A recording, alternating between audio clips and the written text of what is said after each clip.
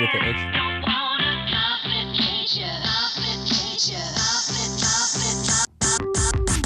Hey everybody, welcome to the Patty G Show. I'm your host, Patty G. We are here with Bryan McGehee of Gatr Coolers. We're going to be talking about innovating designs, innovating products, and really kind of changing the game for an industry that's within your hometown, doing what you love, and also some American manufacturing. But before we get to that, I want to give a big, wonderful thank you to the lovely sponsors that make this show possible: Falaya Real Estate, Government Taco, Horizon Financial Group, Mallard Bay Outdoors, they partner a little bit with Gatr Coolers, and Mercedes-Benz of Baton Rouge. Stay tuned to the end to hear a little bit more about them after the show. But without further ado, Bryan, man, welcome, man. Thank you. Appreciate the opportunity. I'm glad to have you here. You were introduced to me by Barton, a former guest on the show, and now Tough we're act here. to follow. Yeah. His was a couple weeks ago, so I know, it's not that's an a good immediate thing. follow. Yeah. And not an immediate follow by any means, but we're here with you. What are you? Who are you, and what do you do? Bryan McGehee, born and raised in Schriever. We're operating out of Thibodeaux now. Schriever. Yeah. Okay, I thought you were going to finish it with Shreveport, but it's Schriever. Little dot in the map between Houma and Thibodeaux. Okay. So between kind Houma of and like Thibodeaux. directly in the middle. Gotcha. We operate out of Thibodeaux. I live in Thibodeaux now.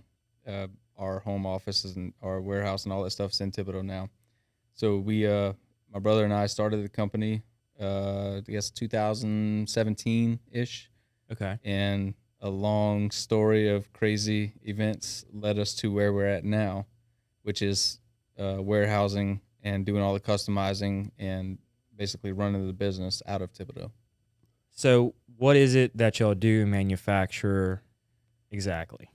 So right now, most of our manufacturing of the actual products, the coolers, the soft coolers, the drinkware, they're all done overseas, imported, and we do all the customizing in-house. So we have CNCs, we have lasers, we have designers, all that good stuff here, and we do that every day. Hats, apparel, all that kind of stuff. We try to source locally from businesses around us or friends that have businesses within the United States. We're planning on moving the manufacturing of the hard coolers here really soon. But for right now, we just do the customizing and also the boat decking stuff out of Thibodeaux. Gotcha. Okay, so walk me through. So the cooler that, if Jacob switches the camera view that people can see, the cooler in front of us has this really cool design. You know, I don't know what kind of logo that is, but it's really found it on the internet. Right. Yeah, you found it on the internet. It's really amazing to see that on a cooler that I've actually never seen before. So what's on the cooler is also the decking for the boat material. Correct.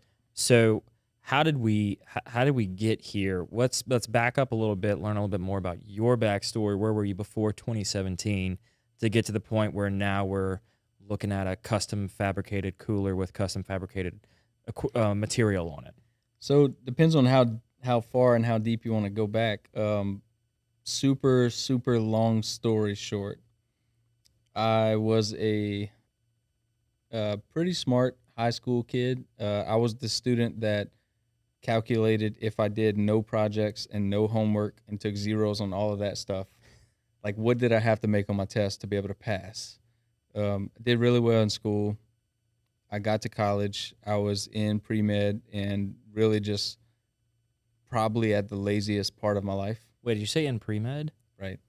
Okay, so not easy. So in my mind, I wanted to be a radiographer. I thought that's the path I wanted to go down. Then I started meeting with actual radiographers and seeing like I have to go to school for a lot. I'm going to have a ton of debt.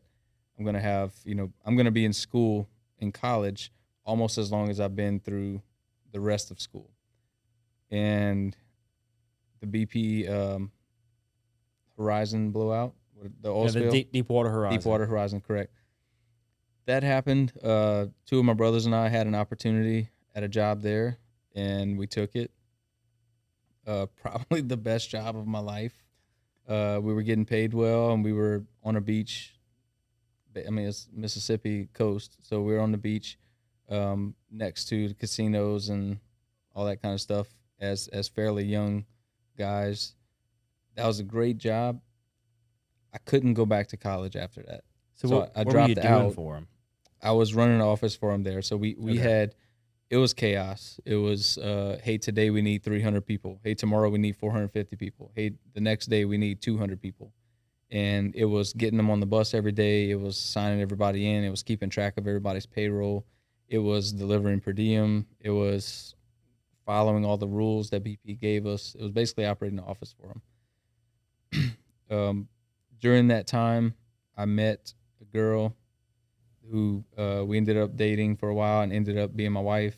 And in that mixture, in that process, I went from a college student that dropped out to working on an oil spill to her dad is a pipeline welder. I didn't even know what a pipeline was at the time. He says, hey, I'm taking a 6-week job in Pennsylvania. My girlfriend at the time asked if I can go be his helper. So 6 weeks, sure, we'll go make some money and, see a different part of the country. And it was about 10 years before I came back. So 10 years in Pennsylvania?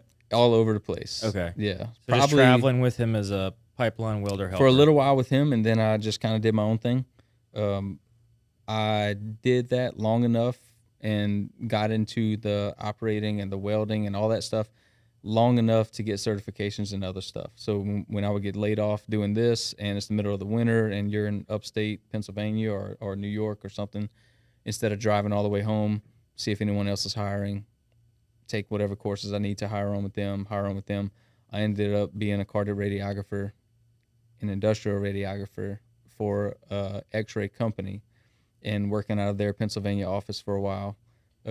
Left them to start auditing film for other companies. So what's a cardio radiographer before we A carded radiographer. So like I was a certified carded radiographer, which is kind of funny because I started out in pre-med wanting to be a radiographer, as in like you take an X-ray and the doctor views it, your bones, or your lungs or whatever. So then I end up in the construction industry as a radiographer, probably, 6 years into it, where now I'm reading film on welds and grading them according to whatever codes we're in for that job. And then I get certified to audit film for other people. So now I'm traveling around to other jobs and auditing film, making sure that this is what it is. Turned into welding inspection.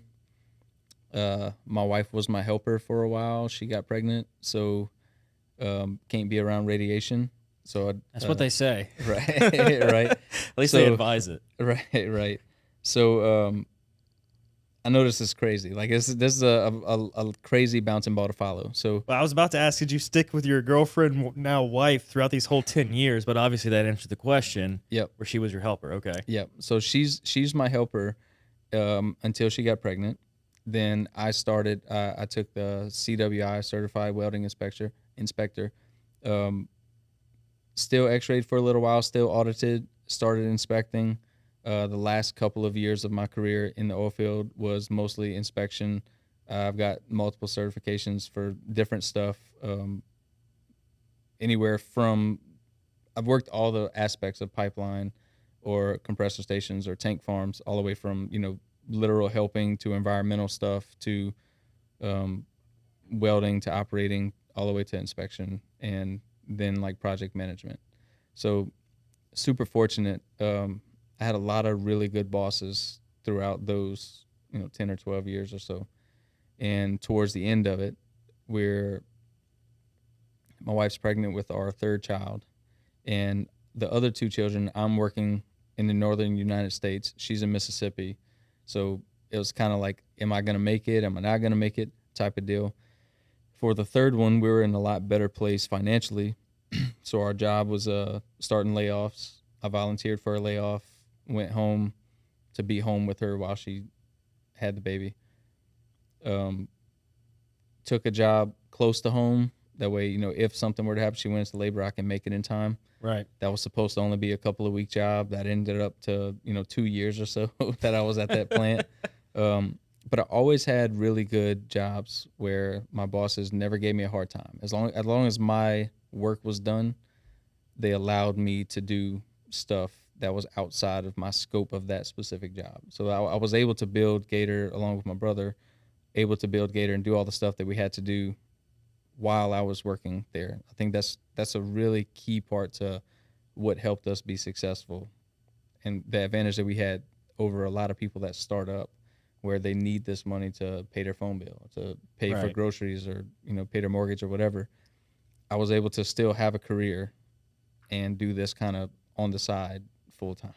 So, and I think that is a huge element of having employers that understand people have passion projects Mm-hmm. outside of work, and they're okay with that. Yep. They're okay with them wanting to go do something that's not within their scope, that's totally out of the wheelhouse. I mean, by day, I'm a CPA. By afternoon and evenings, I do a podcast. So having employers that understand that some people need a different outlet outside of their current job, but yet it's not necessarily going to interfere to an extent with their current job. So, Correct. I mean, you're doing this welding, you're doing these inspections, these audits and everything. What made you get into or even think of the idea of starting Gatr? You want the sales pitch or the truth, or Whatever you want to give me. So my brother Mitch, this was my version of the story. He has a little bit different version because he was living it and going through different stuff. But my version was he's working offshore for a big oil field company. He missed the crew change that was supposed to come to him in 2016 for Thanksgiving, skipped out. So he got stuck offshore. He started saying, well, man, there has to be a way for me to make some extra money, to where we don't have to work as many hitches offshore. I don't have to work as much, maybe pay off a car or something. And he started looking into manufacturers, basically to buy some coolers similar to Yetis, and asked the guys on his rig, hey, if I bought these coolers, would y'all buy some from me? Everybody basically said, yeah. So then he sent a group text. I have 4 brothers, so there's 5 of us total. Okay, so we're 5'2", but we're 3 boys, 2 girls. So we're all boys with all way different personalities and attitudes. He sends a group text to us and, hey, this is what I'm thinking, blah, blah, blah. Everybody's like, oh, let me know when they come in. I'll buy one, help support you type of deal. And I text him on the side like, hey, man, is this like, do you need some help with this, or is this your thing, or I'm fine with it? But at the time, after my wife and I got married, first I spent probably a year, 2 years in hotels, and then I spent about 8 to 10 years in a camper with my wife. So our kids are getting bigger. They're getting to the school age. I'm looking for, what am I going to do? I built a great career in this field, but for me, it's really tough to settle down somewhere. I move 6, 8, 10, 12 times a year, depending on the projects. So what can I do to get out of this rat race type of deal? And I saw this as kind of an opportunity to help get out. I reached out to Mitch, and he said, well, basically, paraphrasing, well, I had the idea to do it. I don't know how I'm going to go about it. I don't know how I'm going to finance it, whatever. So I'll finance the first round. We'll pay me back, and then we'll operate on house money. Yeah. And that's not at all how it happened. But that was our plan. That was the game right? plan. Yeah, like you have to have a plan. So we didn't know. I'd like to tell everybody Mitch is a dumb oil field worker, and I'm a dumber oil field worker. So we have no idea about business. We have no idea about, we're both good employees. We've been great employees for everybody we've ever worked for. But to go from being an employee to being a boss is different. To having employees is completely different. To being like, you can show up every day, not even have to be good, and your check comes every week or every 2 weeks, however you're set up, regardless of how the company's doing. To go from that to, you have to show up early every day, and you have to be good every day, and you have to hit your goals every day to make significantly less money than you made before. Like it's a whole different mindset change. We went through that process, started it out, basically he's like, yeah, let's do that. I don't like doing anything. If I'm going to put my energy into it, you might as well do it like to the best of your ability with all your power. So yeah, you don't do it halfway. Exactly. So we went through a bunch of different versions of them, several different manufacturers. by the time we landed on where we are now, very comfortable with the manufacturing process. I feel good about the logo. I feel good about the brand that we're starting to create. It's something that we can market. It's not actually, our first name was going to be Cool Ass Coolers instead of Coon Ass Coolers. And the logo is going to be a raccoon with icicles hanging off his butt. Like that's a gag gift for like a 40-year-old at the Cajun store in the mall. That's not like a company that we can brand and scale. Yeah. It's That's just cool down different here. style. Yeah, that's cool. That's cool down here, but it's Yeah. not something that we can promote across the country and really do well with. So obviously we changed that a little bit, and I felt really good about all those aspects. You know, Gator's a cool name. Alligators are cool.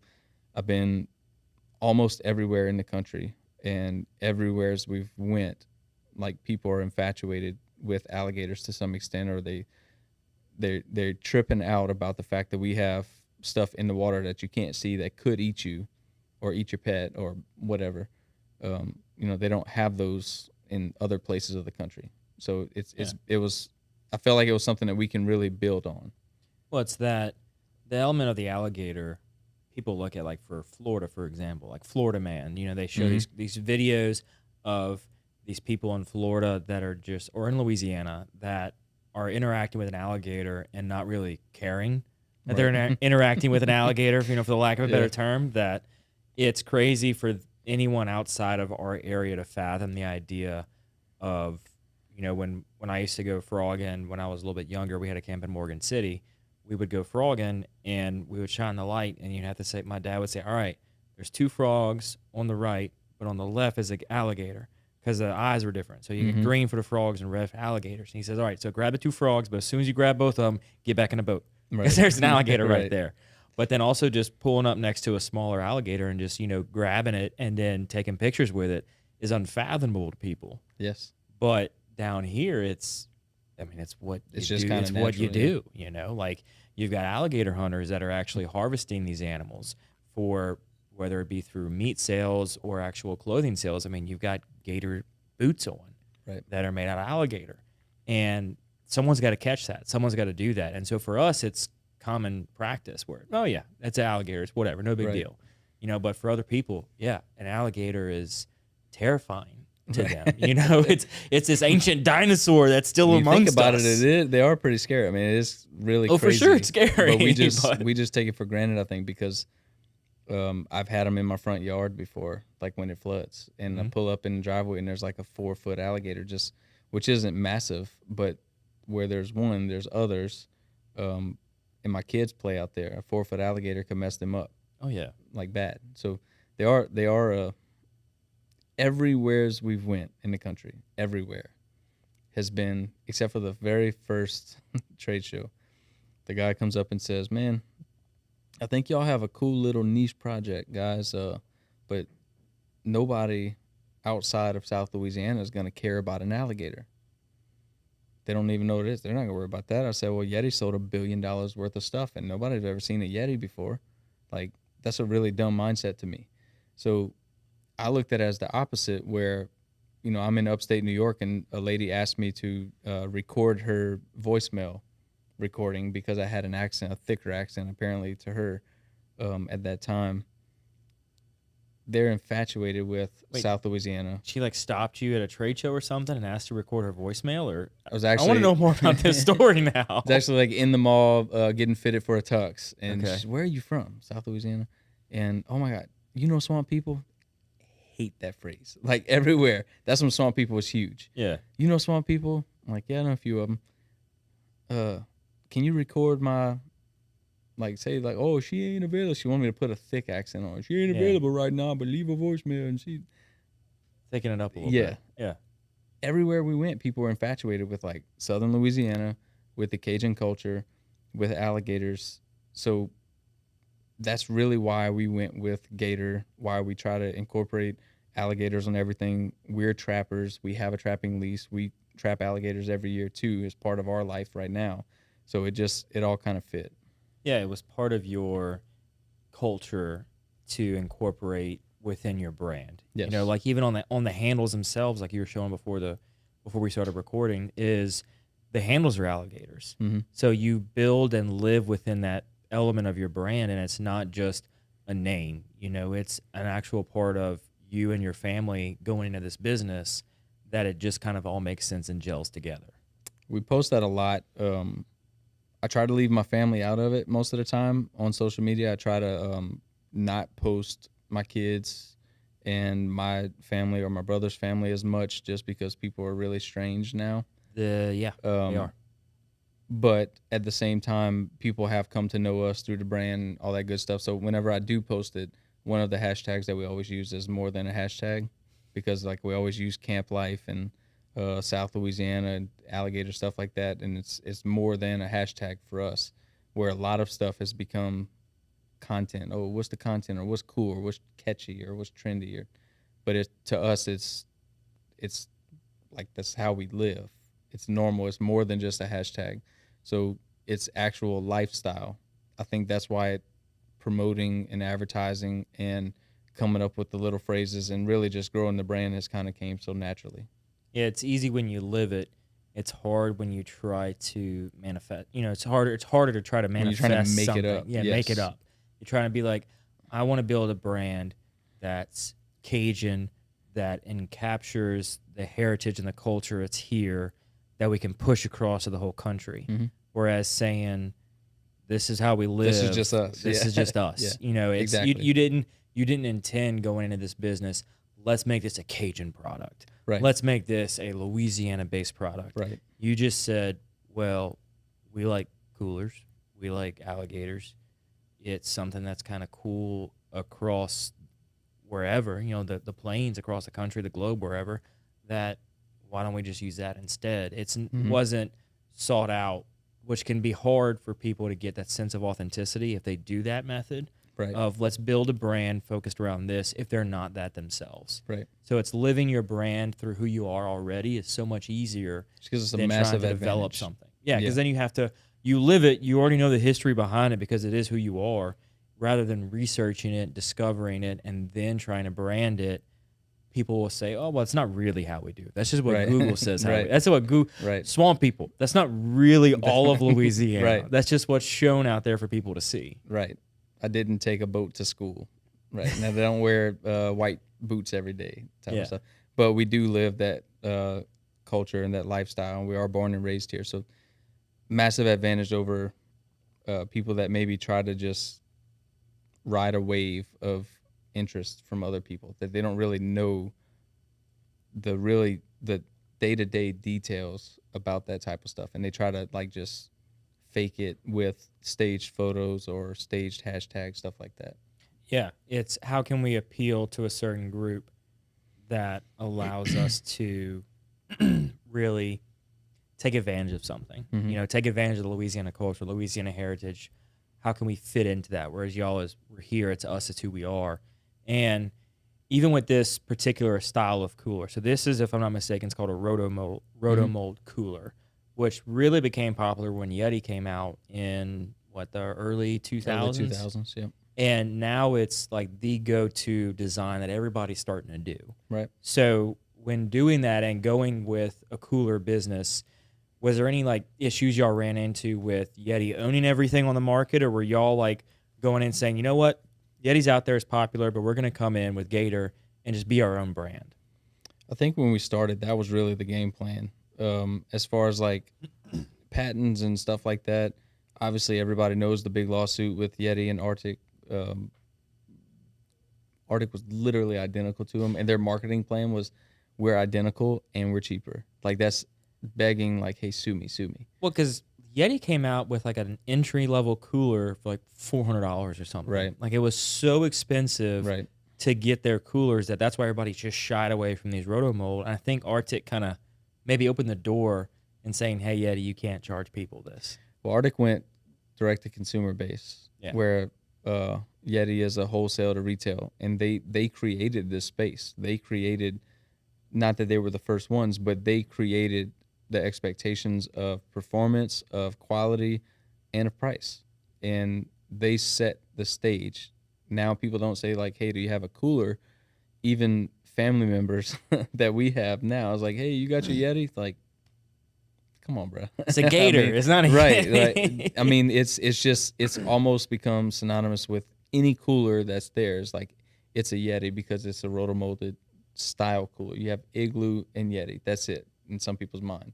So Arctic came in and really just like flipped this world upside down, going direct to consumer based, where they cut that 30, 40, 50% margin that's necessary to go into stores and said, we don't want to be in none of the stores. We're in this location and we're selling online and we're massively cheaper.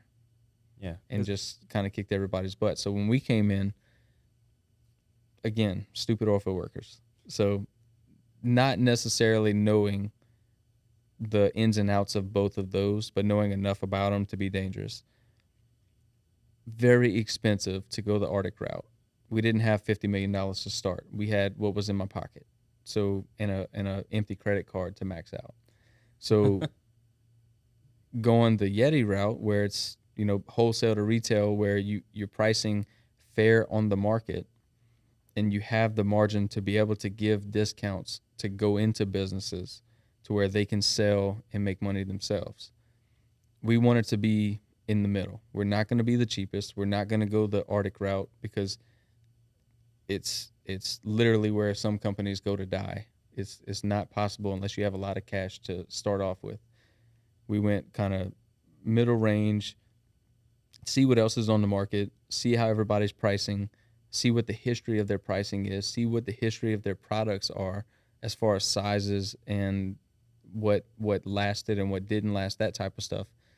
And we just kind of went in the middle just to see, hey, what's the worst case that can happen? We're going to throw $60,000 or so at this, and we're going to hit the floor and worst case scenario, sell it to our buddies for what we have in it and exit out. You're still working for your oil field company. I'm still working in the oil field. No harm. Yeah. That was our mindset going into it. Now, I think we found where we fit into the market, and we really try to just grow in that space. And it's really like the corporate and the nonprofit world, where I have 10 plus years of experience in the oil field with different companies. Mitch he's going on 10 plus years at the company he's working for now. They buy these types of items all the time. So we're not asking people to invent a reason to purchase items from us.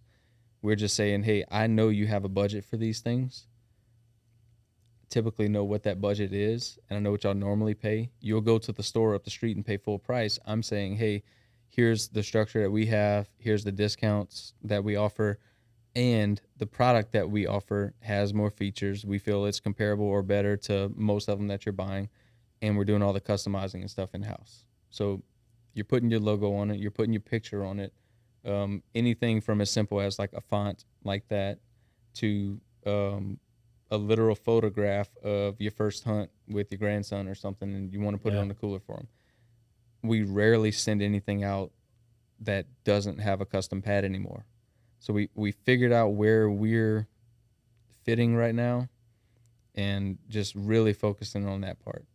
And I think that in and of itself makes your brand that unique element, right? Mm-hmm. So it's when you go to buy a cooler, exactly like you said, people are going to buy something, bring it to a custom shop, or it's taking a lot longer because they have to ship it off to a custom shop to then get it done to then get shipped back to you.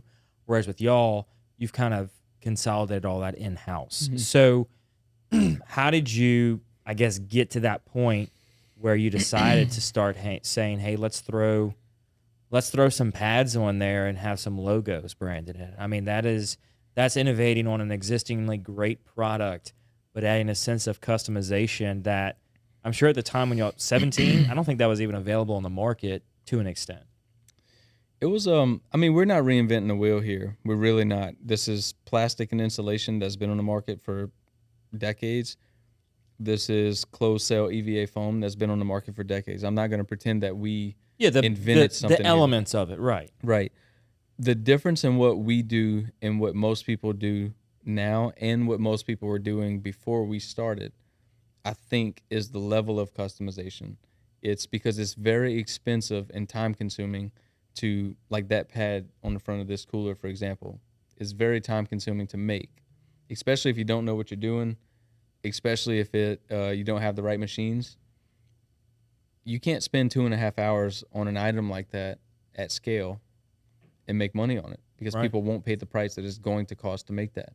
So you invest in the right machines, you invest in the right people, you figure out the right processes, and now that 2.5 hours can maybe be 30 minutes. Well, I can swallow 30 minutes. I can make that work.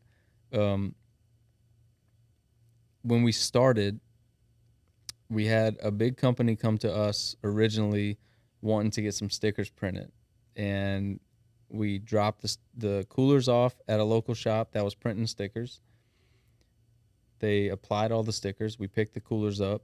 We dropped them off at the event. The stickers were starting to curl up with the heat that was in the trailer. And they're looking we're in at me South like, Louisiana. right. I mean, it's unreasonably hot, like unreasonably hot.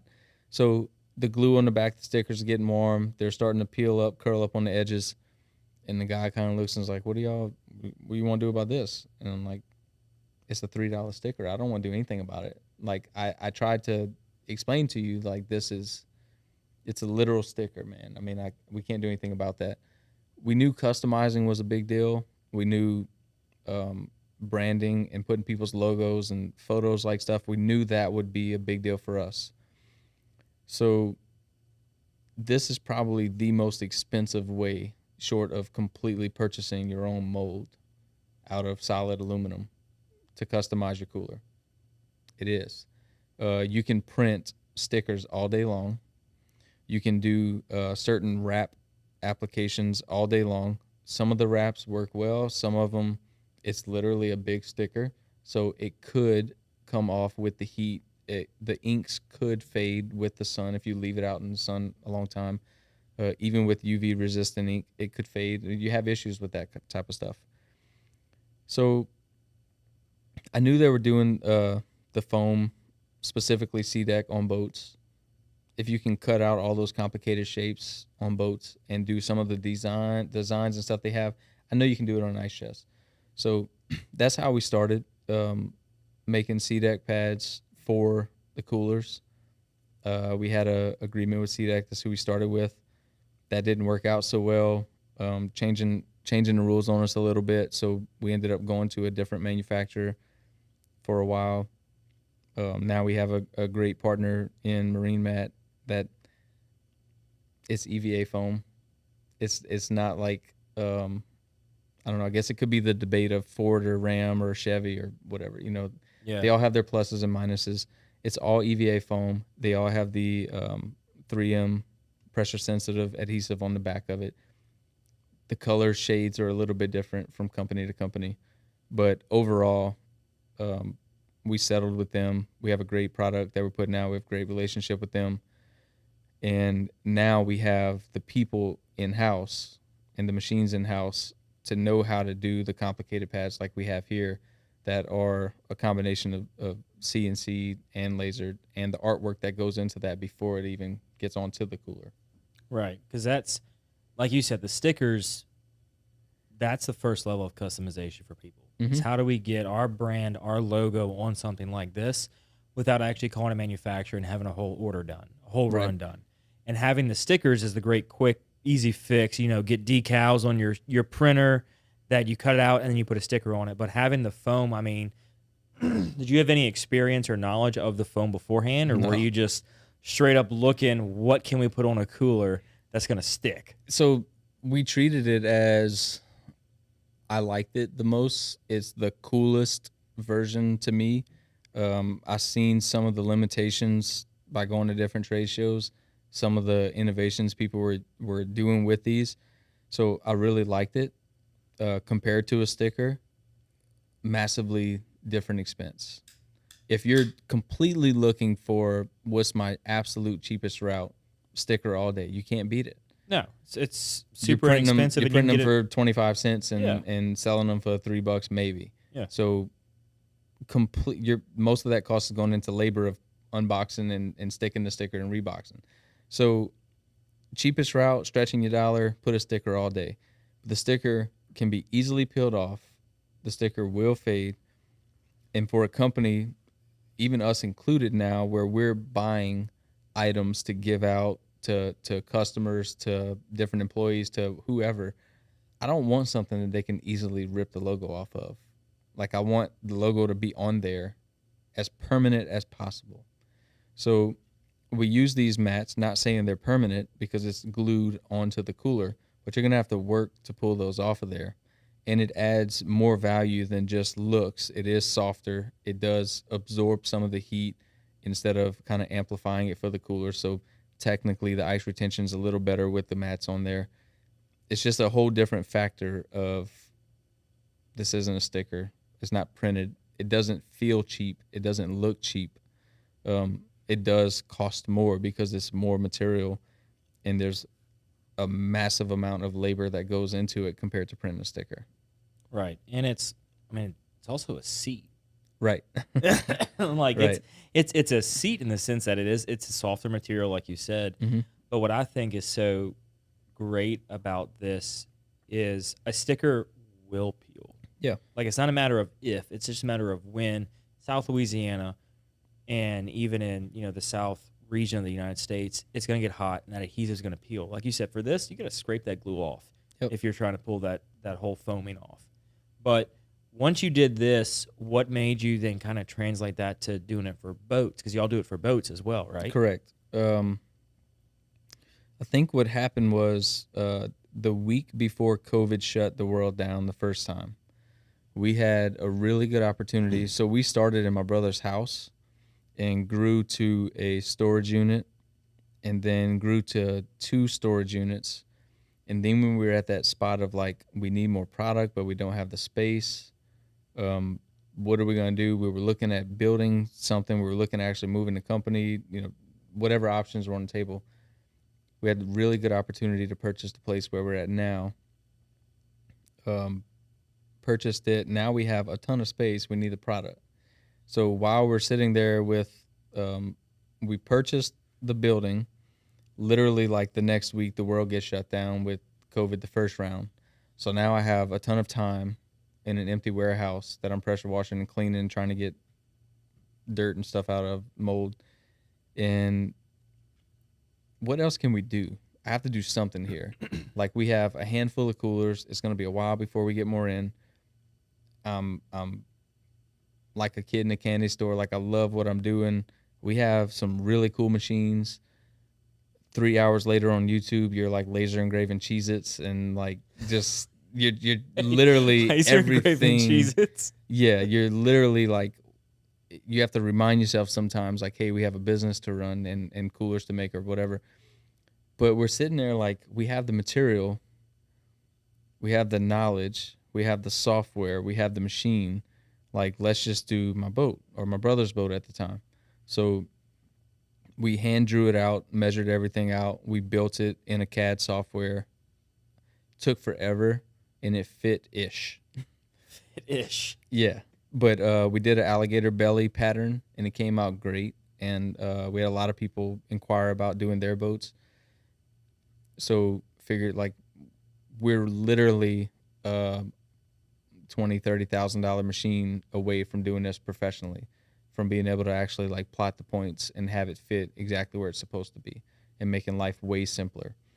So bought the machine, did a couple of boats, and all at the same time. COVID's happening, the world's ending, nobody come, everybody come, nobody come. We bought additional machines. The building that we purchased was under construction. We finished that construction. We moved all the machines in the front, got set up. Now we're set up. We start hiring employees. Everybody come to work. Nobody come to work.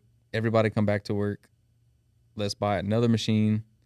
As far as like scanning boats, we have 3 of them now that are around different parts of the country scanning now. And then they send us the scans. We digitize, do the artwork, cut them out of the shop. So literally like an idea. So what do you mean by scanning the boats? Literally like plotting, I guess would be maybe a better term. So it's a machine you set in there and you plot, and it's building like a 3D CAD version of the boat. Okay. and then you flatten that out, and that's what we cut the material to fit those dimensions around consoles or different hatches, different doors, whatever shapes the boats are. So it started as kind of a really late night in the warehouse with our wives, probably fussing about like, where y'all at? Like, we're making boat stuff. Leave us alone. Did his saying boat. you're a cooler company. What are you making boat stuff for? Exactly. But it really just fits. It really just fits what we're doing here. It's been a really easy transition, a really easy addition to our company as a whole, because the cooler world and the boat world really go together a lot. And we already have the brand established-ish and the brand built-ish. We're building and establishing, but we have enough of a good reputation now to where it's not like somebody brand new. When we go to a customer now for the gator skin side, which is the boat side, they've already heard about the brand Gatr through this area and us selling ice chests and cups and apparel and stuff for the last 5 years. Yeah, you've got that reputation behind your name. Correct. That you're not a new kid on the block. You may have a new element to your company with a new product line, but not necessarily a new company as a whole. Correct. So in the boats, like, that is starting to become a really popular element of boating. Like, I'd say the last 3 to 5 years, maybe. It's really gotten crazy. I mean, I don't know how long CDEC's been around, to be honest with you. Yeah. Their warehouse is very impressive, and they do a fantastic job at protecting their regional guys.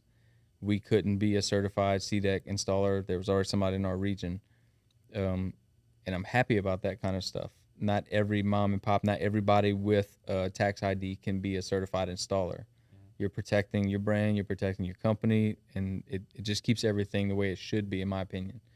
So I like that, but at the same time, that really jacked the agreement that we had early on. So I took elements of that to build what we're doing here. And the experience that we had with an established brand like CDEC and seeing the work that they're putting out, seeing their warehouse, seeing their operation, like, this is way more than what people understand. And now we can basically replicate that and add it on to what we're doing already. So now the scanners are from our shop.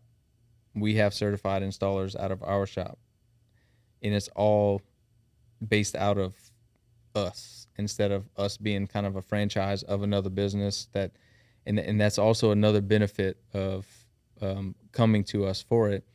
Us doing everything in-house now, aside from the fact of the turnaround time being a lot faster, having people that it's not like 3 levels of people that are adding markup for a higher price or blame, I guess, with issues. Yeah. Is, hey, if something doesn't fit, we know the person that did it that didn't fit. So, like, let's go to that person. Let's figure out why it didn't fit. Let's fix it. Let's take care of the customer. There's a lot, in my opinion, a lot of advantages for us to be able to grow this pretty easily. Yeah, and it's also realizing within your company's history, you're at a point now where you have the ability to do that. Mm-hmm. You know, and some people wanting to get started in whatever industry or company they're thinking about may have to initially start by using somebody like a CDEC or somebody like a manufacturer of the product that they're going to rebrand as their own or install as their own and then sell off to their customers as their company. But over time, they're able to build up not only their knowledge base and their portfolio, they're also able to acquire the skills necessary to integrate and upgrade their offering to include all these products. So then you're able to go to now and fully customize everything in your shop. You're able to get everything done. Right. The trust was huge. Same thing with the ice chest. I mean, for the first couple of years, this hasn't like always been just like super easy and fun. We've always been at these trade shows for the first couple of years, a knockoff brand. Oh, it's a knockoff Yeti. It's a, whatever the case may be.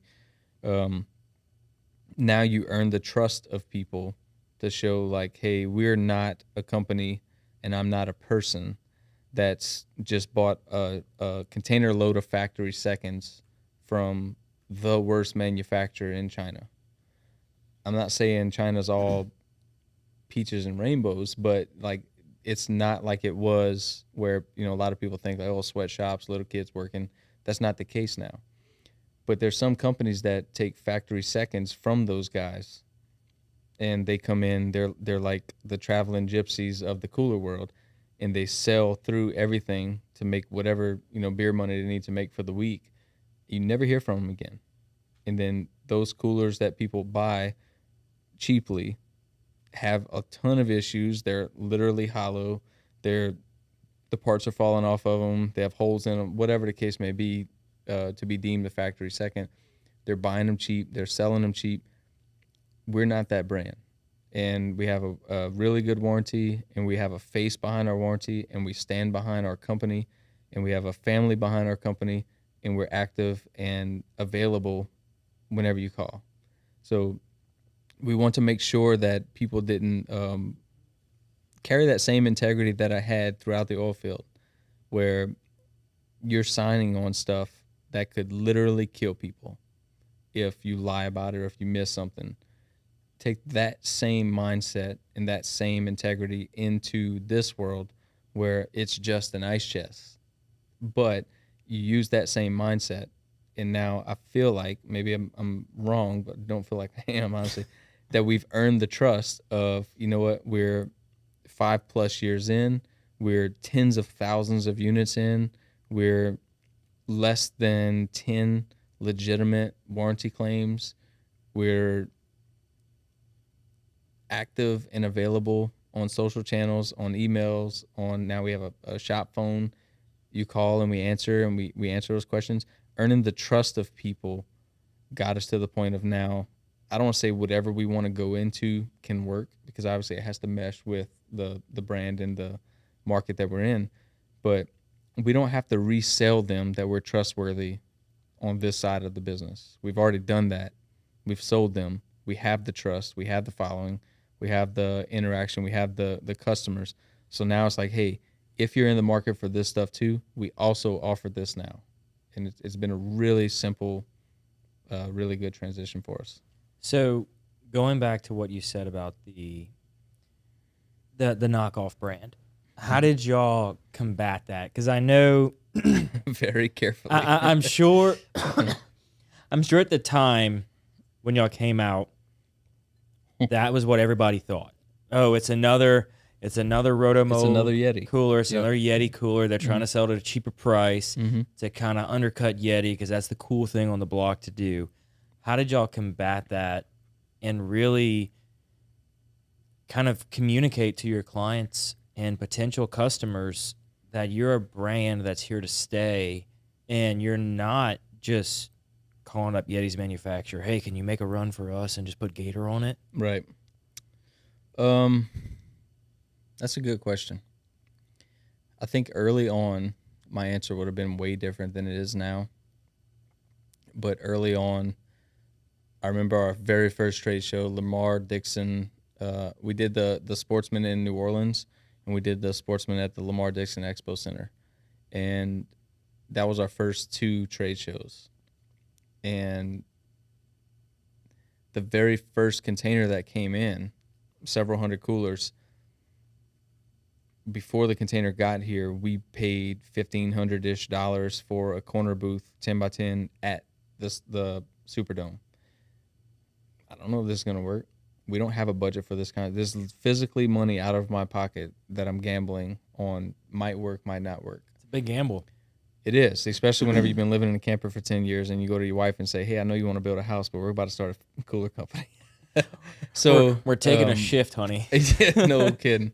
So we get there, and you know, the first guy that walks up to us is the guy that makes the comment about having a niche product with alligators and stuff. And when you're used to people, like, kind of, you're being in a I don't know what the phrase is I'm looking for. You've been almost in a leadership role for so many years in the oil field, and people like taking what you say for, hey, that is what's happening, to now I'm having to reprove myself, and now I'm a kid in a lot of people's eyes. And, you know, oh, this is a a niche product. Nobody cares about alligators. Like, I know what I want to say. I know what I said in my head, but what I said to him was, man, I really disagree. You know, nobody's ever seen a Yeti, and they've sold $1 billion worth of stuff this year. Well, I never thought about it like that. We get to Lamar Dixon, very specific old man. I'll never forget his face. If I see him today, I'll remember him. He had a veteran hat on, and a Nike shirt, and he walked by, and in passing, while my kids are in the booth, and my kids are 2 years old, maybe 4 years old, they don't know what's going on, but this old man walks by and looks, and in passing off, another Yeti knockoff, and I can't explain the way that I felt when he said that, especially like in front of my kids that don't know any better, that like this guy's insulting me, and the fact that I just quit a $250,000 a year job to risk it on this business because I feel that strongly about it. And I said, hey man, come see. What's that? I said, what makes us a knockoff brand? Well, y'all out here with another cooler. Now everybody wants a cooler company. I said, what do you do for a living? He sells insurance. Holy shit. How many people sell insurance? Now, I'm not trying to be mean about this. Yeah. But you want to talk about a watered down market, you can't come to me with an ice chest and say, wow, what are you doing this? There's Yeti sells coolers. Why would you sell that? It's a watered down market. You sell insurance, man. And you have a Nike shirt. Where was that made at? You wearing whatever shoes. Where were those made at? I've even argued with a guy on Facebook before I stopped caring what irrelevant people thought, that had a Chinese symbol on his neck. I went to his Facebook and started scoping him out when he's, another Chinese junk. Fair. Okay. Made in China. Can't hide from it. I'm not trying to hide from it. Right. I go to your Facebook and you have a Chinese symbol tattooed on your neck. You don't care about them that much to tattoo them on your neck, but dang it, if the cooler ain't melted in the United States of America, that's where I draw the line. Now, don't get mad at me. Get mad at the generations of politicians that have literally legislated manufacturing out of the country. That's not my fault. I'm working to reverse that currently. Right. Which y'all are. Yes. And y'all are getting that manufacturing stateside. Correct. That's what we're working on now. It's not realistic for a new company to start up because of the startup costs that the country's put on that.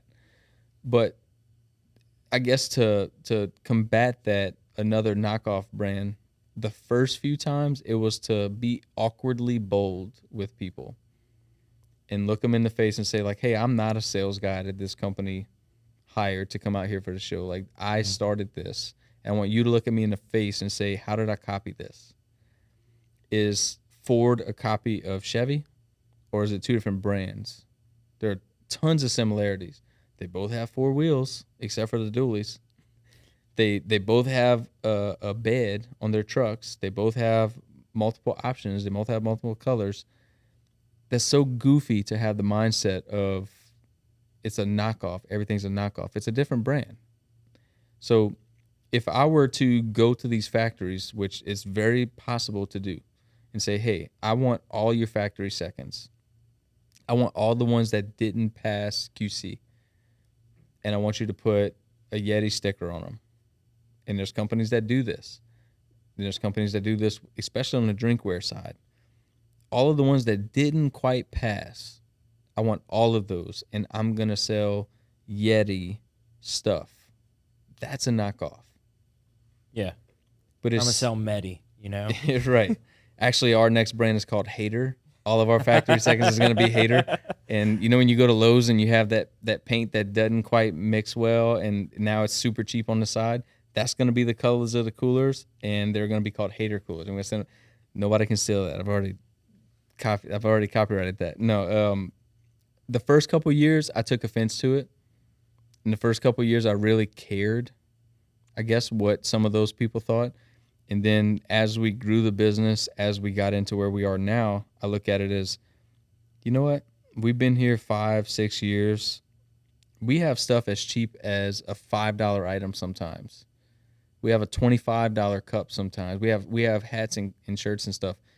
You've literally not patronized us one time, you're not going to be a customer. You've been knowing about us this whole time. You won't be our customer, and I'm okay with that. Not everybody will be our customer. So I honestly don't care what those people say. So I'd say, like, to new people starting up, you really have to work past that initial, the reaction you want to have.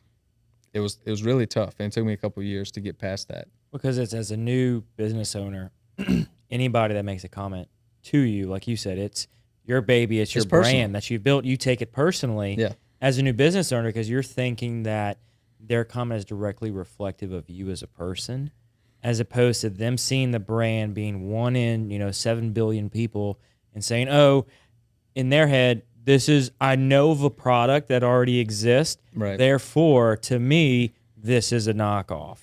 And they don't take the time to go through that whole process of, wait, Yeti doesn't have to be the only cooler out there. Right. Igloo isn't the only non-rotomotor cooler out there. There's different brands that sell similar products. Correct. There's what? Using your insurance guy example, there's 30 insurance companies across the country easily that'll sell you an insurance product. Easily. The product itself will vary slightly, but you'll go with somebody over customer service, over their finished product, how they handle the transaction, etc. Whatever reason it is, whatever justification it is, you're going to go with that brand because you want to. And you're okay with knowing about 10 to 20 different of the brands out there, but you're not going to select them. Correct. It's like telling somebody, why are you starting a bank? There's already 3 or 4 or 5 different big name banks. Why do we go at UPS? There's tons of shipping options. What's wrong with FedEx? And we overpay for UPS because of their customer service. And I'll be the first to admit that. They are more expensive than other companies that are out there, but they have the best customer service. Yeah, and the products can be similar, if not really, really close to the same, but it's how the companies differentiate themselves on the other elements of the business is where you're going to win your customers' loyalty for the long haul, and where you're going to disprove those people saying you're just a knockoff. Yeah, you're going to have those people always within any industry. You're not only going to have people that say they're knockoffs, you're going to have actual genuine knockoffs. But like you said, show up to a trade show, sell out of inventory, and move off to the next town. Yes. That's going to happen. But finding those diamonds in the rough of products where people like you will take the time and say, hang on one second, let's have a conversation. Let's talk about it. That's not everybody. And those that do are going to be way better off than those that don't. Correct. Those people didn't see the literal years that I worked a 4 o'clock in the morning to a 6-ish at night oil field job and got home and living in a camper or a hotel with a wife and multiple children. Stay up till midnight to sometimes 4 o'clock in the morning. Don't sleep for literal years. And don't pay myself for literal years. They don't see that side of it. So whenever the first couple years when it was you're a knockoff brand, that I did take it personal. Now, couldn't care less, man. Because I know what we're doing. I know what our goals are. I know what our plans are. And we've been smashing them. Yeah. So I'm focused on us. I obviously, other brands exist. Yeti exists, Arctic exists, Pelican exists, some of the other brands. You respect the fact that they exist. But I don't stress about anything. When I tell you, like, I don't care what another brand's doing, there's so many brands, even in our Tri-Parish area, that tried to start, and they go to our manufacturer and they say, hey, I want to buy these, blah, blah, blah. They're on the market in Houma for 2 weeks. That used to stress me out. Oh my gosh, so-and-so started a cooler brand, and their literal goal in life is to copy everything that we do and be $5 cheaper. What am I going to do? Oh my gosh. Now, blinders on. We have a goal. We have a business. We have a brand. Smashing it. We're going through a crowdfunding raise now, raising money. That's going way better than I anticipated it to go. We're bringing manufacturing back here. everybody has a thing. Some people's thing are things, the new car, the new house, the whatever the case is. Some people's thing is money. My thing is just like accomplishing, I think is the word. Like I want to be able to provide for my family. I want to be able to provide for employees. I want employees to be able to provide for their families. The money and the things come with that. But our goals changing from where it used to be, from panicking, what is this company doing? How can we outdo them? To now, like, dude, it's a several $billion market. And I know this piece is my piece. And I'm going to get that. It's finding your piece and carving it out in a way that no one else And we are has going done. to get that piece. Yeah. Listen to me. I don't care what the rest of them are doing. Like, this is ours. This is what we are going to do. So part of that, raising the money, building the warehouse, buying the machines, hiring the people, that's my thing is, in a couple of years, if we can have 40 plus employees in Thibodeaux that's not dependent on the oil field, especially in this like massively feast or famine economy that we have right now, and be able to bring very well paying jobs to that area that has historically been, when the oil field's up, everything's up. When the oil field hiccups, everybody's four-wheelers are for sale. Like, bring other jobs to that area. It cost us money as a business to be in Louisiana, where we could easily be in Texas or Tennessee or Florida or Montana or Oklahoma or several other places that would be literally cheaper to operate out of. But I really love that area and was born and raised there. And I want to accomplish helping there. So when my mind when the mindset shifted from what's everybody doing, oh my gosh, how can we outdo them, to, you know what, we're not going anywhere. How can we accomplish? How can we help? How can we help change the skyline of Thibodeaux? How can we bring people working here, not just minimum wage, sweeping the floor type of jobs, but good paying manufacturing type of jobs, and like careers, not just a short-term job. That's my thing. And whenever that switched for me, that really changed the whole company. Yeah, and I think it's going to play out in the long term. So as we get to wind down the show, we have a set list of questions we like to ask everybody. So you being and watching some of the shows, you know the three questions that are coming. First one being, what is something you did as a kid you wish you could still do today? Play baseball, 100%. I like it. I miss that. I miss playing, like actually being carefree and just like worrying about, like, man, I have to finish my homework to go to practice, or the games, the walk-up songs, the pitching, the being on the mound, that, the games in your hands type of deal. I miss that whole era. I wish I wouldn't have taken that as much for granted. It's those little things, man. It's the sports and the camaraderie that 20 years later you look at it and you're like, man. Literally 20 years and you're like, God, how's it been 20 years? That's the first thought. The second thought is, how do you know you're in the good times before you say the good old days, right? Right. So next, you've been in many different fields. You've gone through a lot within this business itself. What are 3 lessons you've learned along the way? One is definitely to learn to compete with yourself. And meaning similar, like kind of wrapping up some other comments, the competition exists, that they're here, but that shouldn't keep you up at night. Like, you need to learn to literally compete with yourself, set a goal and smash that. Don't worry about what these guys are doing.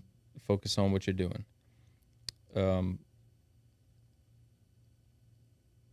Another thing is that I guess where I'm at in life, you can't really do this by yourself. Having, in my case, a great wife and a partner, there's 0% that I could do 99.9% of what I do without my wife, without her support, unwavering. Like, can you imagine literally living in a 250 square foot camper for 8 years, saving money, thinking you're about to build a big house on 60 acres in Mississippi, and then coming home and saying, hey, we're selling the property, we're not building a house, and we're starting a cooler company? And she's like, are you sure? Yeah, I'm pretty sure. All right. Like, I could not do this stuff without the support of a spouse. I don't know that from if you were single type of deal, but if you don't have the support of your partner, it's a whole nother battle that's not worth fighting. The other thing is to not take people for granted, I think. There's been a few people in my life that, thinking back, whether that's teachers, whether that's bosses, whether that's coworkers, that really played a big role in how I got to where I am today. And I try to keep that in mind now that the roles are kind of switched with our employees. Sometimes when things should aggravate me, you can't take the girl that kept the office running while I was out for a month with COVID. If she needs to leave early to go get her kids, like, you don't fuss about that. Don't take people for granted, because true friends, true employees, true people that have your mindset and that are on your team and that are rowing the boat in the same direction are few and far between, in my experience. So when you do find those people, take care of them. Yeah, that is, gosh, that's so true. All of them is people help the company go, both in the office and at the house. 1,000%. All the way from, like, look, you can't have a company without a leader, right? Yeah. If there wouldn't be a company if there wasn't a leader, but we wouldn't have a thriving or successful company, all the way down to janitorial things or maintenance things. Like, the people that really keep the company going now are doing the unthinkable work that don't take them for granted. Yeah. And I don't. And that's, in any business you do, whatever level you're at, everyone has a purpose, and it's making sure that they all know that they're appreciated and they're wanted at their job. Yep. And those people that don't get shown that will go somewhere else where they are shown that. Heartbeat. And because I was that employee at some point, and it's too late at that point. So, that's definitely one of my things is check in on your people. Yes, for a fact. Make sure they're doing well. Yep. So, what is something you love about Louisiana?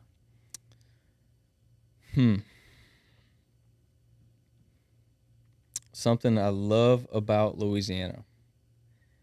I've literally been all over the country and to a couple of different countries. And I think the common theme that, I don't know if this is a common answer here, is just the people here. And the stuff you probably take for granted because we live here. Outside of the food, outside of all that stuff, the weather is not something to love about it. It's scorching outside right now. I miss 4 seasons of up north, but the people There's here, 4 seasons? right? And no mosquitoes. Like, who would have thought about that? No, that's that's fairy tales. What would you want that for?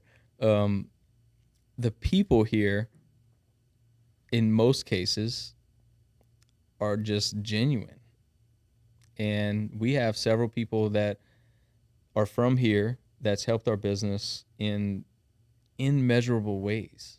That maybe it's just luck of the draw, maybe it's just I happened across their paths, but out of the thousands of people that I know or have met, the people that are just genuine and truly helpful and truly care happen to be from here. All the way down to holding a door open at the most simple of tasks. See you walking in with a big cooler, the lady opens the door up for me here. So, and that's kind of been an experience across the board. It's the people here, I think. Yeah, that's maybe that goes into the culture. I guess I'm not really sure. I mean, it's all part of the culture, the locations, just everybody being a community within the state. It all plays into all of that. I think we showed that through last hurricane season specifically.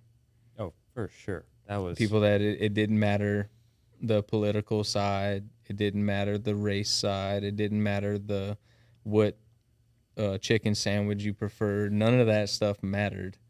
We were able to all help each other out and get through probably one of the worst times that this area's seen in my lifetime, being destroyed by a hurricane like that, and kind of survive it and get through it together.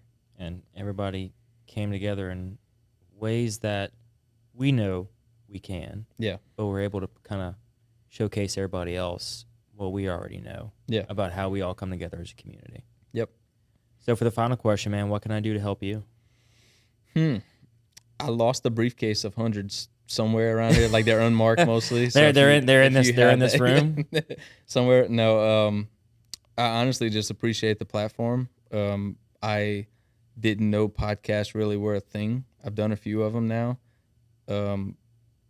It's been a great avenue to reach other people that I wouldn't have reached. So I really just appreciate the opportunity to come here in the first place, and just continue to help other small businesses or entrepreneurs get value out of other conversations that you've had too. I've listened obviously to a few podcasts now, and a lot of stuff's helpful. So continue this platform would help more than is measurable, I think, more than a click or a like or a share that you can physically see,